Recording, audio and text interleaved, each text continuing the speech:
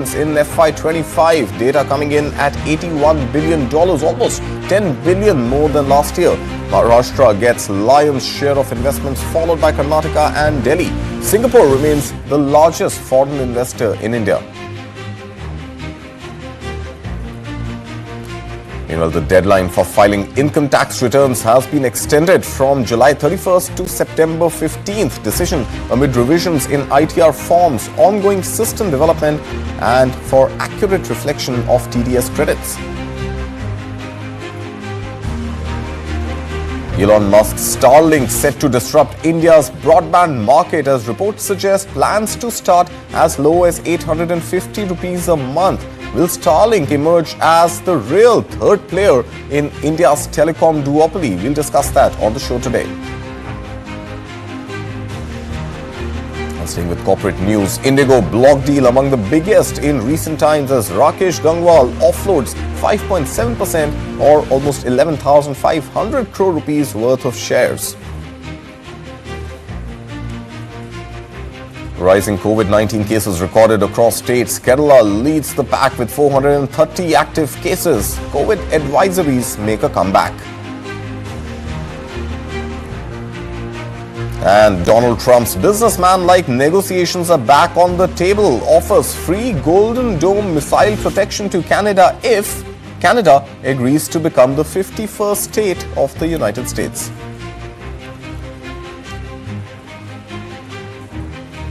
All these stories over the next 1 hour or so. Let's begin with the top story that we're tracking for you, coming by way of India's economy. India has recorded a major jump in foreign direct investment, or FDI, for FY25. Now, according to Ministry of Commerce and Industry, the country received FDI inflows worth almost $81 billion. In fact, a little more than $81 billion, a 14% jump from $71.28 billion received in FY24. Now, the ministry attributes this growth to India's investor-friendly FDI policy, which is continuously reviewed to enhance its competitiveness and global appeal. A major highlight this year was the services sector, which emerged as the top recipient, attracting $9.35 billion, a rise of nearly 41% year-on-year, accounting for 19% of total inflows. Next were the computer, software and hardware sectors, which together contributed 16%. This was followed by trading, accounting for about 8%. India's manufacturing sector also showed strong momentum. FDI into manufacturing rose 18% to $19.04 billion compared to about $16.12 billion last year, showcasing India's growing capability as a global manufacturing hub. Now, if you were to break this down at a state level, Maharashtra led the pack with attracting a total of about 39% of FDI equity inflows in the year. This was followed by Karnataka at 13% and Delhi at 12%. Now, on the global front, Singapore remained the top investor in India, contributing 30% of total FDI inflows, followed by Mauritius at 17% and the United States at 11%. Now, cumulatively, India has attracted $748.78 billion in FDI over the last 11 years, a 143% surge compared to the $308.38 billion in the 11 years before 2014, this coming as per the ministry. Now, that accounts for almost 70% of all FDI India has received in the last 25 years. Now, the number of FDI source countries has also increased from 89 in the year 2013-14 to 112 in FY24-25. The ministry also said that recent liberalization across key sectors such as defense, insurance, coal and mining, as well as contract manufacturing, along with Budget 2025 proposals, has further opened doors to global investors. Now, let's move on to another big story that we're tracking this morning, and this comes by way of Elon Musk's Starlink that may soon offer satellite internet in India, and that too at a highly competitive promotional price. Now, offering satellite broadband at just 840 rupees a month, that's under $10, aiming to disrupt broadband market with unlimited data plans. According to a report by the Economic Times, the strategy is geared towards rapid user acquisition in one of the world's largest telecom markets. Now, despite high spectrum and licensing costs, satellite operators are aiming to scale fast by offering affordable services.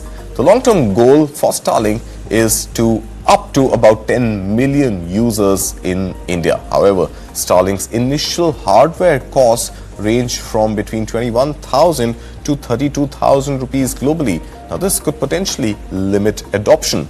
Now, it's a significant investment when compared to India's fiber broadband services, which offer speeds of up to 1 GB per second, lower installation costs, and often include bundled OTT subscriptions as well. Now, on the regulatory front, Starlink recently secured a letter of intent from the Department of Telecommunications, granting it the preliminary go-ahead to begin operations in the country. However, it is still awaiting the final clearance from INSpace, which is the Indian National Space Promotion and Authorization Center. Now, Starlink's expansion may also face capacity constraints. India is currently covered by only 700 to 800 Starlink satellites at a time. That's just 0.7 to 0.8% of its global satellite network. In contrast, India boasts of over 800,000 telecom towers and nearly 3 million base transceiver stations, giving terrestrial networks a substantial edge. Well, let's try and unpack all of this. We have a very special guest joining us this morning, Kumardeep Banerjee. He's a telecom analyst joining us this morning. Kumardeep, good morning. Wonderful having you back on News 9. Unpack all this for us. Where does Starlink stand right now as far as its operations in India are concerned? Thank you, Karthik, and thank you for having me on the show. Good morning. I think it will take some time for Starlink to find its space within the Indian telecom sector, so as to say. Let me quote what the State Minister, Mr. Pennaswamy, had to say a couple of days ago when he was addressing some of these concerns with regards the Starlink operations in India. And I'm not actually quoting from his, I'm not quoting verbatim, but this is what he had to say. He said that Starlink globally has less than 50 lakh subscribers currently. So even if they start their operations in India, it will be for a very minute segment. He also mentioned that it would be limited to, or the focus is on providing connectivity to underserved areas, preferably in the hilly regions, in the remote areas. But then the question arises that whether there would be affordability in some of these remote areas that the government is looking at. Okay. Secondly, as you rightly pointed out, that besides getting the final sort of a go-ahead from the Indian Space or INSOX Association, it has to go back to the regulator TRAI in order to get, because TRAI has to still come out with spectrum pricing for administrative allocation of spectrum. Also, it might suggest a minimum usage charge. There might be a bunch of other charges which TRAI can recommend or is likely to recommend, is what I'm reading from the news reports, primarily for providing satellite or broadband satellite services in urban areas, not so much in remote and underserved areas, but primarily for urban areas, which could make it a difficult proposition. The third piece, which you mentioned very clearly, is with regards the cost of the hardware. It's not just the cost of the services, it's the cost of the hardware, which will determine whether people have an option to shift to this kind of an expensive proposition, or do they plan to stick to their own terrestrial broadband services or the conventional broadband services. The only advantage that Starlink so far has is that it has secured licenses or got the letters of intent for providing mobile broadband services, which the other two players are yet to get. So they might have a first mover advantage. Right, a first mover advantage. Like you're saying, this could take time once we get the final spectrum auction process, whether it is going to be an auction or not. And in the case of satellite, the in-space permissions, those are pending. So it could take time. But the signals, as I understand, Kumardeep, are that sooner or later, Starlink will make an entry into India. Now, of course, given the high installation cost, the high hardware cost, but the low usage cost, also coupled with the fact that it seems that Starlink is only going to target about 10 million users in India. 10 million users is 1 crore Indians. Now, out of a population of 140 crores, just a small target of 1 crore Indians to be targeted by Starlink. Are we looking at ultra rich, or are we looking at perhaps industry corporate setups which could be the default users of Starlink? And eventually, is this price of 850 rupees in any case going to be sustainable with the hardware cost, which could cost as much as 30,000 rupees? I'm not too sure about the pricing because this is what we are reading from media reports. So Yeah. I would in no position to comment whether 850 rupees per month or whatever. I mean, $10 is what $10 is what we are reading. So today's exchange rate, give or take, about 840, 850 rupees. So I'm saying 850 rupees is in any case the cost that you pay for regular broadband, right? Maybe a little over, a little under that. But then the hardware cost really becomes an impediment. We pay somewhere around, most of the India would be paying around $5 for getting those fixed line broadband services. And the mobile broadband services, which are available on 4G, which is what most of the India would be, or most of the mobile consumers in India, or most of the consumers, broadband consumers, 650 million or 700 million broadband users in the country, out of which 70% would be on mobile broadband, which is coming through your conventional networks such as the 4G and now increasingly 5G. Even 3G or 3.5G is good enough for downloading a bunch of videos. And India still not is big on gaming. So we don't think that You're right. The pricing is something that we need to look No, at. I hear you. I'm just trying to draw the comparison, Kumardeep, not as much with cellular data, but with broadband, you know, the routers that are installed, the optical fiber networks which come into your houses. Compared to that, $10 seems like fair enough pricing. So the question really is, can we over time expect Starlink to become a formidable third player in India, sort of what we see right now, a duopoly in the telecom space? Can Starlink potentially become a sizable competitor? Okay, let me get into apple-to-apple comparison. Yeah. How much does a router cost in a place like New Delhi or in any place? So- I mean, unless you are going for one of those branded ones, you can easily pick up a router for $1,000 or something. Right? Yeah, 1100 or Yeah. maybe $11 or something. Right. Now compare that with the cost of 30,000 or whatever are the media reports saying. Right. One.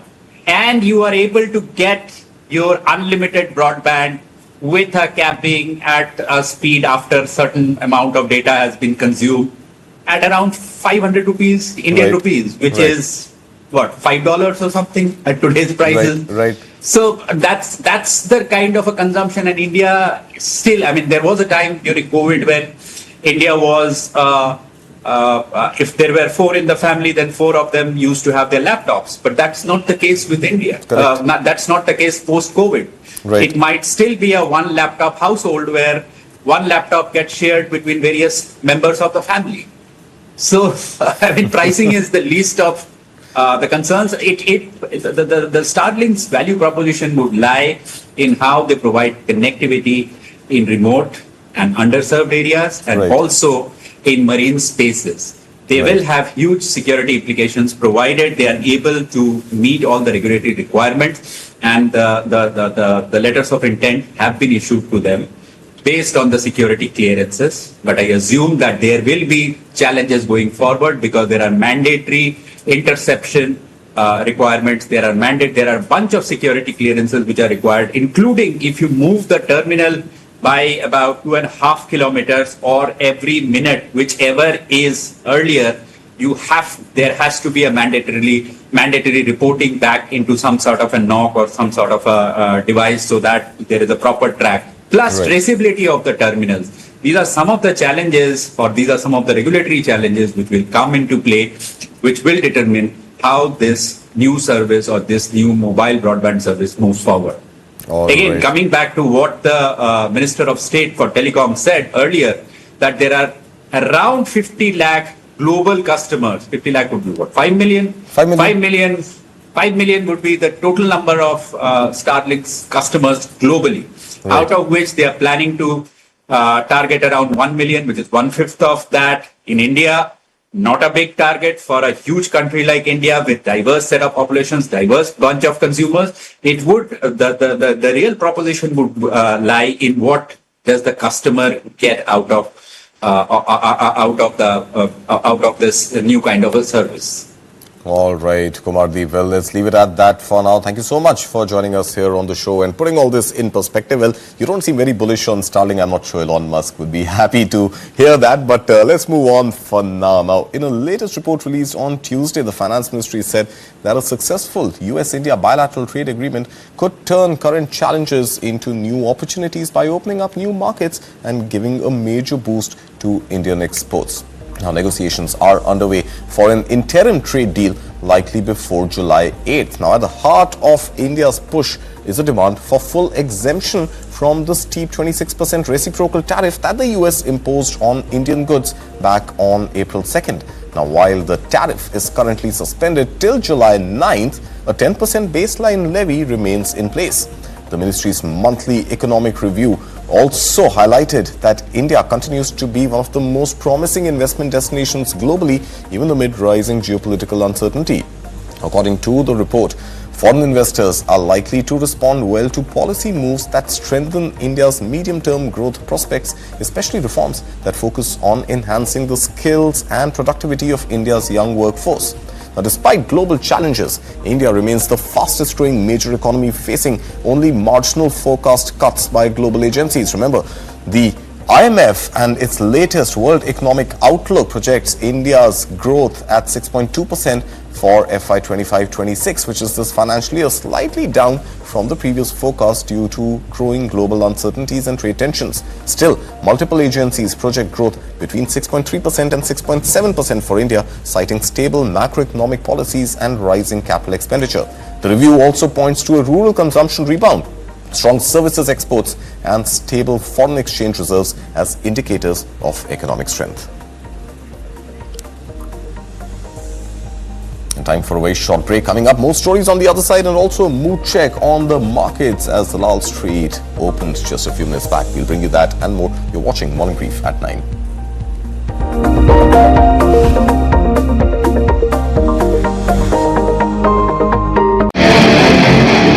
News never lies. But on the twisting highways of headlines, every turn brings a new story. So buckle up for Pune Highway. Because the story is going to twist at every turn. Dead body कभी झूठ नहीं बोलती. You will need News 9 to stay with the truth. Watch News 9. English news as it should be. And don't miss our film Pune Highway. In theaters 23rd May. Fertility rates in South India have dropped more sharply. In the future, you can see it going further down. Population aging is definitely a cause of concern. This is an alarming situation. Horror of horrors, the Pollachi horror. Anna University case is despicable. Of course, there is a political angle everywhere involved. Can they ever erase the trauma of these Tamil women? They give a lot of psychological counseling and support to the victims. Can we still make up?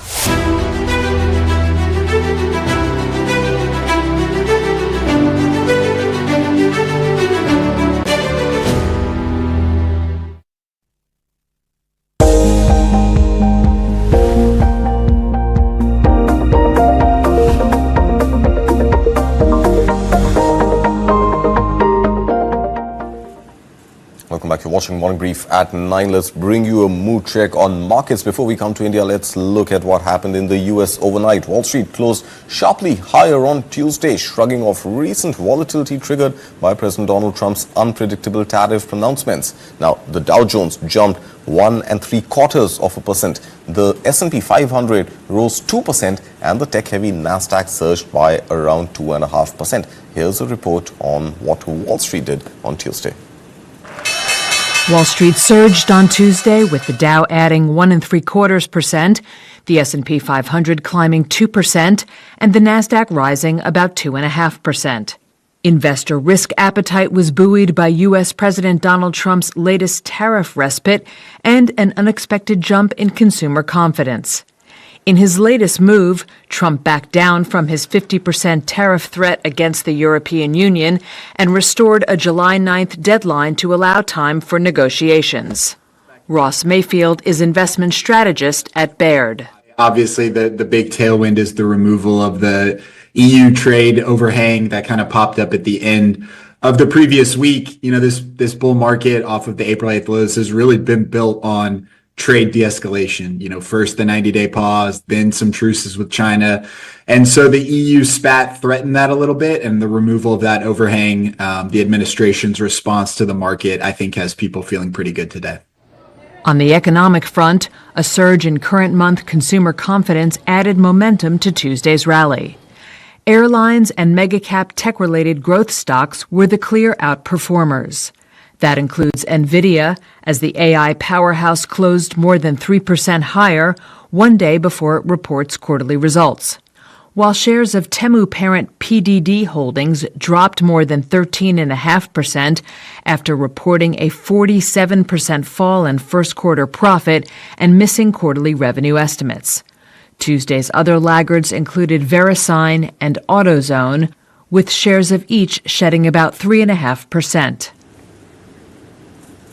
All right, so that's an update on Wall Street. Let's move now to Asian markets, and it seems like a mixed day. The gains on Wall Street not really reflecting evenly on Asia. Let's pull up the charts for Asian markets and try and understand what's going on here. Well, like I told you, Hang Seng is down about 0.65% in trade today, but there seems to be a flat sort of a momentum that we can see on the China's Shanghai Composite Index. So that's absolutely flat, hardly any change. Meanwhile, the South Korean Kospi is up almost 2%, pretty much mirroring the gains that we had seen on Wall Street, especially on Nasdaq. So Korea seems to be doing a little better than rest of its Asian peers today. Meanwhile, hardly any movement on Taiwan's TAIEX, and Japan's Nikkei 225 is up almost 0.6 percentage point. Well, the mood on the Indian markets is also a little against the tide when compared to the US. Sensex and Nifty are both just about flat this morning. Remember, trading open with marginal cuts after yesterday. Sensex lost more than 600 points in trade. We did see a little bit of a negative open to the markets today, but right now it seems that at least the trading over the last few days has been recouped and markets are more or less flat. Hardly any change, second decimal points. If you look at the broad indices, you're looking at Nifty 50, still well about 160 odd points below the 25,000 mark that we saw end of last week. And Sensex is also more or less about 500, 420, 30 points away from the 82,000 levels. Meanwhile, there's better news coming in for traders in the small cap space. Small cap is up almost 0.5 percentage point. Meanwhile, volatility, as we can see, markets opened a little low. They are now just a little bit in the green. Volatility is a little high today, up about 2% from yesterday around this time. And we are looking at almost 19 levels on INDIA-U.S. Now let's look at the Nifty 50 heat map and see where are these gains or losses really coming from. Well, as you can see on the board, it's more or less a flat day. There's hardly any change. You can't see too much of green except for Jio Financials, and JioFin is up about 2%. This comes on the news that Jio Financial Services has been given the license to operate as an AMC and launch its own mutual fund. So markets are seeing that as a positive. JioFin is up about 2% in trade today. More or less the rest of the banking sector is flat. An even tone coming for the tech services, the IT space as well. But we are seeing a massive cut here in ITC. ITC is down about 3% in trade today. Now again, this is a stock which is moving on news, and news on ITC being the fact that British American Tobacco has offloaded as much as 11,600 crore rupees in ITC. So not good news for investors. There's a flurry of shares available in the open market, taking the stock down. Now down about 3.13% or so in trade. And moving on now to other stories that we are following for you. The Central Board of Direct Taxes, or CBDT, has extended the deadline for filing income tax returns for the assessment year FY26. The new due date is now September 15th of this year, pushed back from the earlier deadline of July 31st. Now, this extension comes as a result of major revisions to the income tax return forms this year aimed at simplifying compliance. Then there's also increase in transparency and improve of accuracy of reporting, especially when it comes to matching of TDS. Now, according to the CBDT, these changes require extra time for developing, integrating and testing the updated e-filing system. Additionally, tax deducted at source or TDS credits due by May 31st will only start showing up in early June, which would have left taxpayers with a very limited window to file their returns if the deadline had not been extended. Now, to ensure a smoother and more convenient filing process, the CBDT says this extra time will help taxpayers and stakeholders fully adapt to the updated forms and filling utilities. And a development on the story that broke yesterday in one of the largest block deals in recent times. Interglobe Aviation co-founder Rakesh Gangwal and his family have sold shares worth over 11,500 crore rupees on Tuesday. The promoters sold 2.21 crore shares of Interglobe, the parent company of INDIGO, representing a 5.72% stake in India's largest airline. Now, notably, the total offering was increased from the initially planned 1.32 crore shares to as high as 2.21 crore shares. Now, out of these, Gangwal himself sold 22.1 lakh shares, while the Chinkarpu family trust connected to his family offloaded nearly 2 crore shares in the block deal on the National Stock Exchange yesterday. The buyers remain undisclosed. Now, according to the term sheet issued on Monday, the shares were offered at a floor price of 5,175 rupees a share, which is about a 4.5% discount to INDIGO's closing price of 5,420 rupees on NSE on Monday. Now, as of 31st March 2025, the Gangwal family held a 13.53% stake in INDIGO Airlines. Following this transaction, their holding has now been cut down to 7.81%. The sale forms part of a phased exit strategy by Gangwal and his family, who co-founded the airline with Rahul Bhatia back in 2006. Now, Gangwal stepped down from INDIGO's board in February 2022 and publicly announced plans to gradually reduce his shareholding. Now, since then, the family has been steadily paring down its stake. In August 2024, they sold a 5.25% stake for 9,550 crore rupees, following an earlier sale of 5.8% that fetched more than 6,700 crore rupees in 2024. Now, in August of 2023, Shobha Gangwal, another family member, exited fully by selling her 4% stake for nearly 2,950 crore rupees. This block deal is among the largest secondary market transactions in recent times. For instance, Singapore Telecommunications sold 7.1 crore shares in Bharti Airtel for 13,221 crore rupees earlier this month. The largest block trade ever in India's secondary market was in March 2023 when British American Tobacco offloaded a 3.5% stake in ITC for 17,500 crore rupees. And from the skies, let's move to footfalls. Retail sales across India grew at a modest pace in April, rising 4% year-on-year, a slowdown from the 6% growth recorded in March. This according to the latest retail business survey conducted by the Retailers Association of India. The 61st edition of the survey shows that the quick service restaurant QSR category led the growth, with sales jumping 11% compared to April last year. The beauty, wellness and personal care segment, along with food and grocery, also reported a healthy 6% growth each. Now, at the other end of the spectrum, sports goods and consumer durables, including electronics, saw the weakest performance, growing by just 1% over the year. Now, on the regional front, North and West India outperformed, recording 6% and 5% growth respectively, while East and South India lagged with only 2% growth each. With the current moderation in growth, the long-term outlook for the sector remains positive. A report released earlier this year by BCG and RAI projected that India's retail market is poised to reach 190 lakh crore rupees by 2034. Now, that expansion is expected to be driven by factors like rising incomes and expanding middle class, a large working population, and increasing workforce participation among women.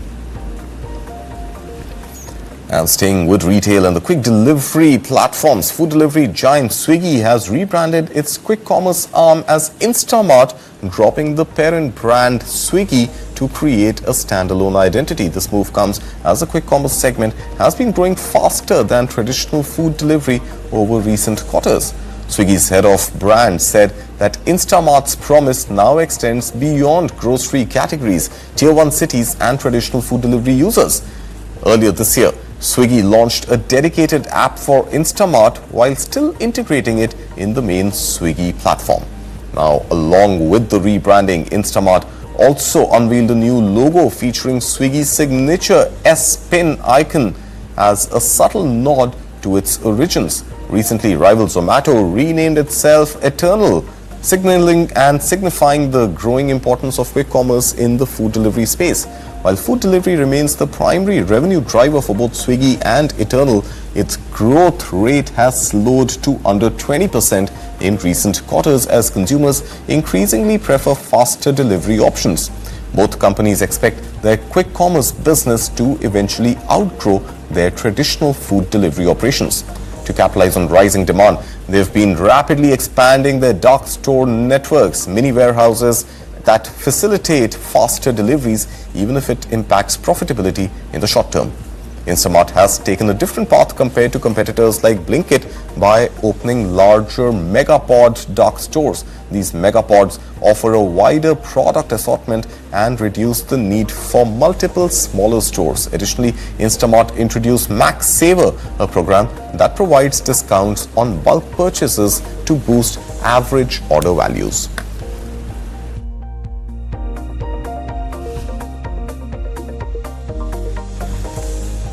Moving on to monsoon now. Monsoon has arrived in Andhra Pradesh as well. Heavy rains lashed Hyderabad, causing severe waterlogging and traffic snarls with vehicles stranded for hours. Meanwhile, parts of Mumbai continued to experience sporadic showers. Hyderabad experienced unexpected heavy rains last night, leading to widespread waterlogging and disruptions across the city. The downpour affected multiple areas, including Secunderabad, Alwal, Begumpalli, Kutapalli, Jubilee Hills, Suranam and Borabanda, causing significant inconvenience to consumers. One person drowned in floodwaters that inundated his home. The incident has sparked outrage among residents of low-lying areas who've criticized local authorities for failing to issue timely flood warnings. Relentless rains have already affected several districts in Maharashtra. Chief Minister Devendra Fadnavis has directed the administration to remain on high alert and carry out immediate damage assessment. Pune, Satara, Solapur, Raigad and Mumbai have experienced significant rainfall leading to flooding and infrastructure damage. Rescue efforts have led to the evacuation of over 80 families and the NDRF has been deployed in critical zones like Patan and Mumbai. In Bhopal too, heavy showers lashed parts of the city, bringing much relief as temperatures cooled down considerably. Up north, Jammu and Kashmir's Anantnag was lashed by heavy rain and winds with an unprecedented heat wave sweeping across the valley for the past few days. The rain brought welcome relief.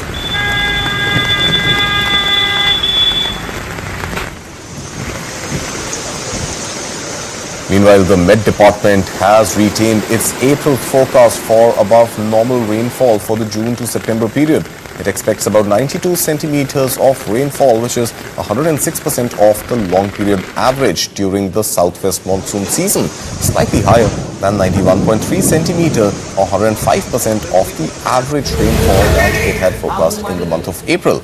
Except the northeast and northwestern parts of the country, most of India will receive above normal rainfall. In June alone, the country is likely to receive at least 8% more than its average quota of 16.7 centimeters.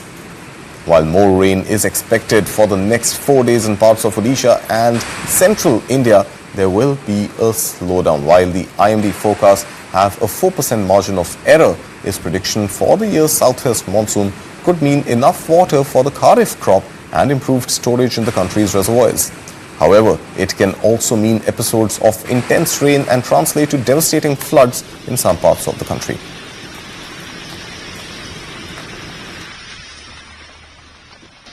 Rainfall monsoon season में above normal होने का संभावना दिखाई दे रहा है।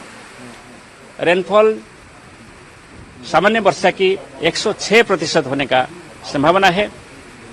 पूरी देश में सिर्फ नॉर्थ ईस्ट इंडिया, लद्दाख और एडजॉइनिंग एरियाज और कुछ आइसोलेटेड पार्ट्स साउथ इंडिया को छोड़कर सभी इलाका में एवो नॉर्मल से नॉर्मल रेनफॉल होने का संभावना है।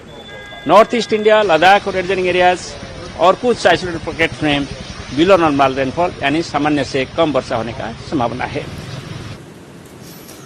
And now let's move on to Covid-19. India is seeing a steady rise in cases with new infections reported in states like Maharashtra, Karnataka, Delhi and Telangana. The numbers remain relatively low so far. Health officials have increased monitoring and are urging caution, particularly for vulnerable groups. Now in Maharashtra, Thane reported 24 new cases with 9 hospitalizations and 46 patients in home isolation. The Kalyan Dombivli Municipal Corporation or KDMC confirmed its first COVID-19 fatality this year. Of 4 recent cases, 1 patient died, 2 are under treatment and 1 has recovered. Thane Municipal Corporation also reported 36 active cases and 1 death, with 9 hospitalized and 20 recovering at home. Karnataka is seeing a rise in cases, especially in Bengaluru. Health workers have been asked to wear masks and mask use is advised for the elderly and pregnant. Schools have been advised to keep symptomatic students at home and test cases with severe respiratory systems. Now, the government is reviewing readiness in terms of oxygen, beds, ventilators and medicines. In Delhi, active cases have reached 104. Chief Minister Rekha Gupta called the infection seasonal and emphasized there's no need to panic. Hospitals are prepared and an advisory has been issued to ensure the availability of beds, oxygen as well as vaccines. Telangana has reported just 1 recent case. However, the government remains on alert, also monitoring for other seasonal illnesses like dengue and chikungunya. Nationally, active COVID-19 cases rose to 1,009 from 257 last week. The state-wise count is led by Kerala, reporting 430 cases, followed by Maharashtra at 209, Delhi at 104 and Gujarat at 83 cases. 6 deaths were reported this past week, 3 in Maharashtra, 2 in Kerala and 1 in Karnataka. Now, experts attribute the rise of new subvariants that can bypass existing immunity. Most cases are mild with symptoms similar to flu or cold. Authorities continue to advise mask use for symptomatic individuals, good hygiene and avoiding crowds, especially for high-risk individuals.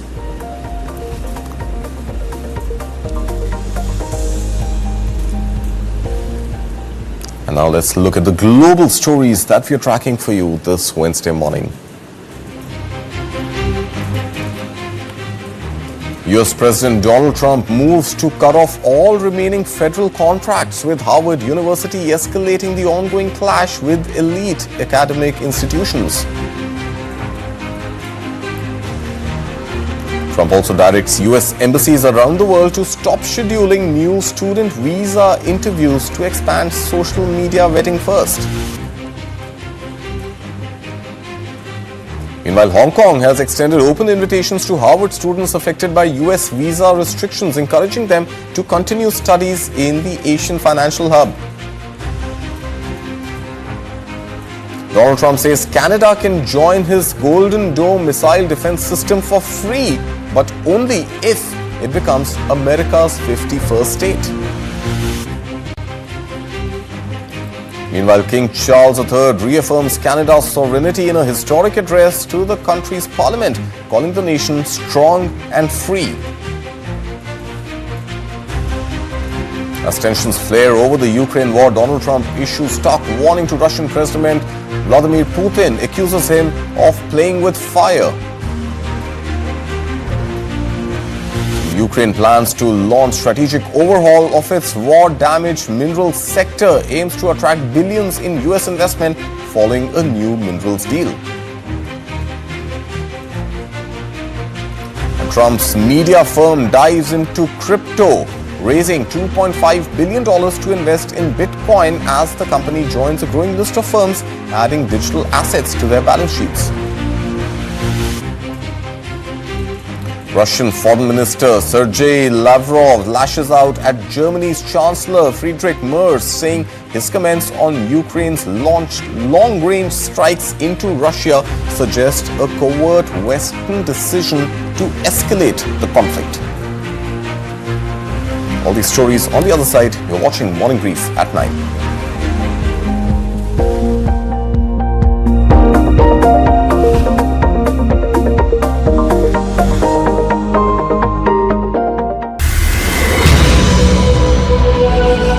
He plainly tried to internationalize the Kashmir issue. We know as a matter of fact that it was Pakistan that ran to America. West seems to disregard anything that doesn't affect it directly. Donald Trump is trying to tell the world that I am the savior. He has no business of speaking about Kashmir.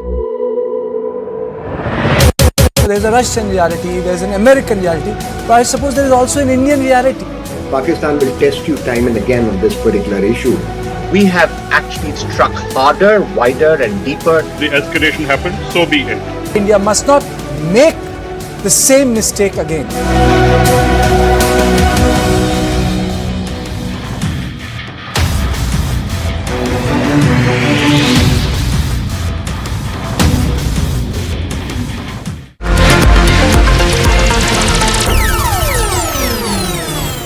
Light, camera, and action.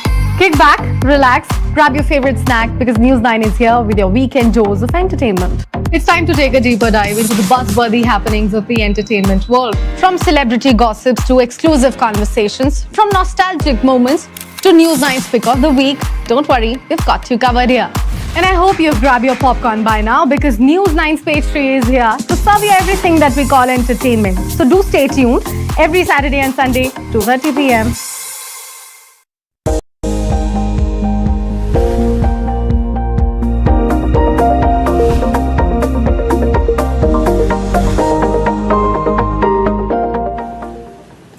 Welcome back. The Trump administration is moving to terminate all remaining federal contracts with Howard University.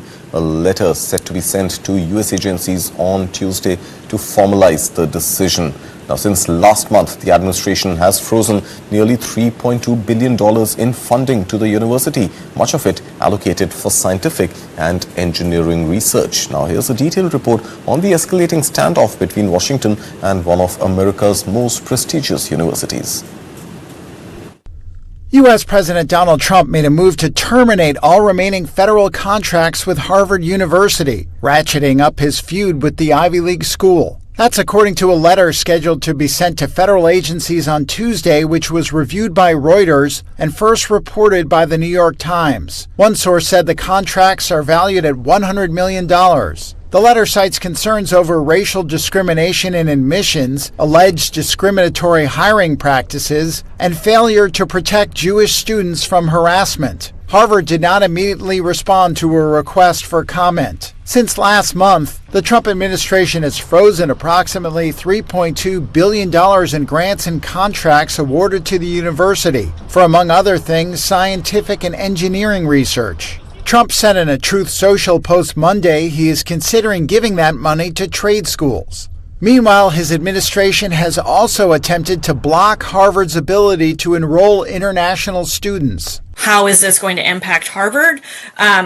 Immensely. Presidential historian and Florida Atlantic University Associate Professor Nicole Anslover says the potential loss of overseas students, who make up about a quarter of Harvard's enrollment, would devastate the university, as many of them pay full price to attend. Tuition dollars don't go into endowments.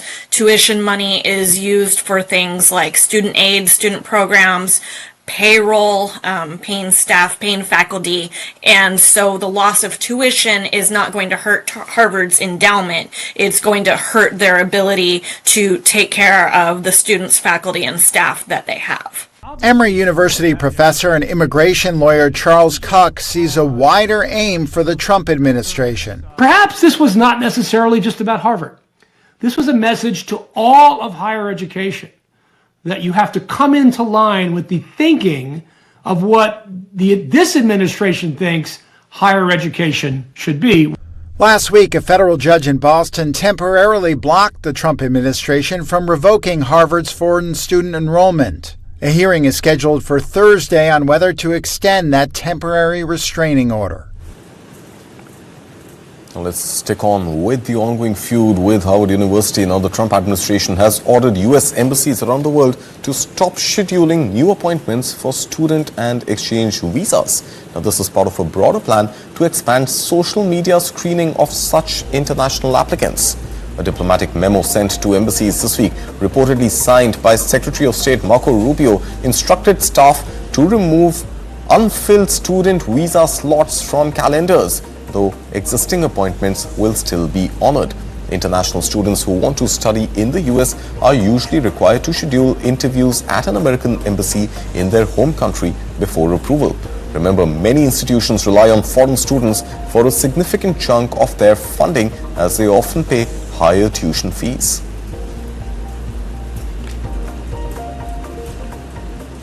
Now, amid growing U.S. restrictions on foreign student enrollment at Harvard University, Hong Kong's chief executive John Lee has extended an open invitation to affected students, urging them to continue their education in the city. Take a listen. Well, Hong Kong will welcome any students who have been discriminated by the U.S. policy, who face difficulties to study or continue their studies in the U.S. universities. We welcome them to come to Hong Kong to continue their studies in our universities.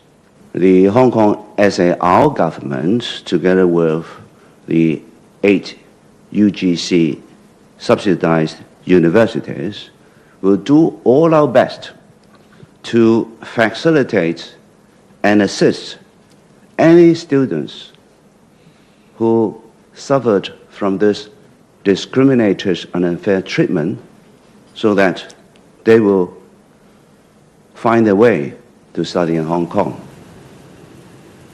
And going back to the US now, President Donald Trump has made a bold proposal to Canada, offering access to the US-led $175 billion worth Golden Dome missile defense system for free, but only if Ottawa agrees for Canada to become the 51st state of America. Now, Trump announced this offer in a Truth Social post and said Canada would have to pay $61 billion to join the ambitious program if the country chooses to remain independent. Canada has reportedly shown interest in the defense plan, which is expected to cost $175 billion overall, but remains firm in rejecting any compromise to its sovereignty.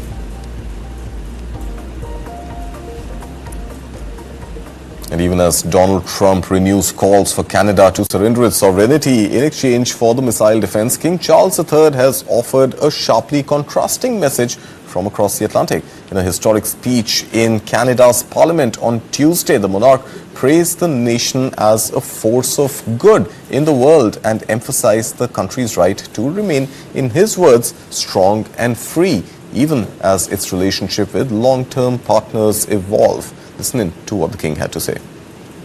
As the anthem reminds us, the true North is indeed strong and free.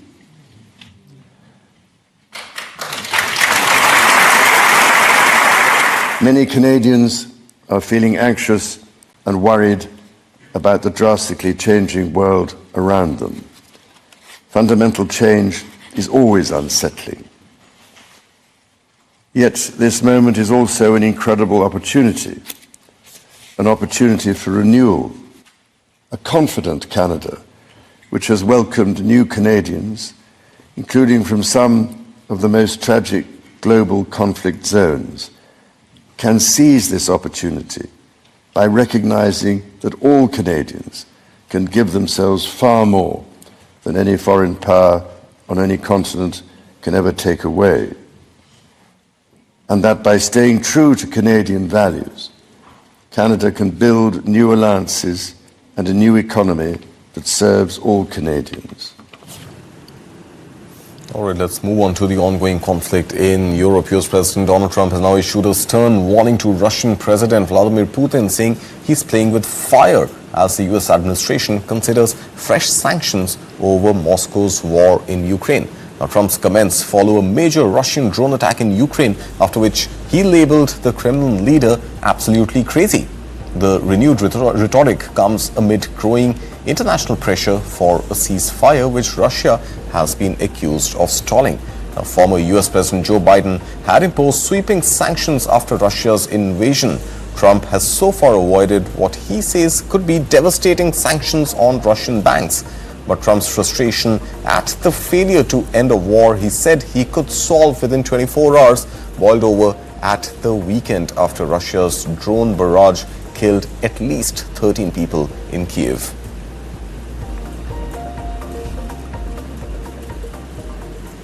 Meanwhile, Ukraine is launching a major overhaul of its war-ravaged minerals sector, aiming to unlock economic potential and secure billions in foreign investment. Now, according to Ukraine's ecology minister, the government hopes for a pending minerals deal with the United States will help reboot its industry, which has been battered by 3 years of conflict with Russia. Now, here's a closer look at Ukraine's strategic pivot to natural resources as it rebuilds amid the war. Ukraine is overhauling its minerals sector, aiming to attract billions of dollars of investment from a minerals deal with the US. That's according to Ecology Minister Svitlana Hrinchuk, who estimated the sector had lost around $1.7 trillion during Russia's 3-year war with Ukraine. It's worth pointing out that the percentage of minerals important for our economy, which are located in the occupied territory, is somewhere around 50%. Kyiv and Washington agreed a minerals deal in April that had been heavily promoted by US President Donald Trump. It created a fund that became active on May the 23rd that will receive money from new mining licenses in Ukraine and invest in mineral projects. The country has deposits of 22 of 34 minerals deemed by the EU as critical for industries including defence and green energy. It also has ferroalloy, precious and non-ferrous metals used in construction, and some rare earth elements. But the sector is largely underdeveloped due to a lack of investment and Soviet-era bureaucracy. We of course hope that with the help of this fund, we'll be able to implement a number of projects and significantly increase the potential of the industry, in contrast to what we have at the moment. Hrinchuk said Ukraine is now focusing on improving access to information and data on geological exploration, reducing bureaucracy, and finalising the lists of critical and strategic minerals, crucial for the economy. All right, and finally, Donald Trump's social media company, Trump Media and Technology Group, is marking a major play in the cryptocurrency space, announcing plans to invest about $2.5 billion in Bitcoin. In a statement on Tuesday, the company said it will raise funds by selling $1.5 billion in stock and about another $1 billion in convertible notes. The move places Trump Media among a growing list of US firms adding crypto to their balance sheets, hoping to ride the momentum as digital currencies rebound in value.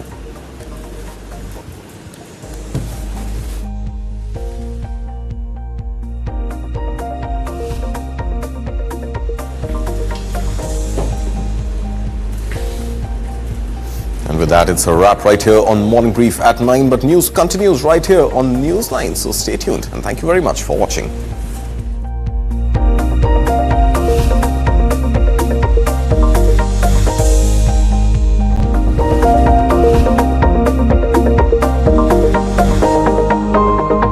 What is to the nines? In literal terms, it's perfection. But to us, it's not just a phrase, it's an attitude. One that starts at your desk and sends a statement to the world. To the nines is about taking charge. It's a way of life where every scene,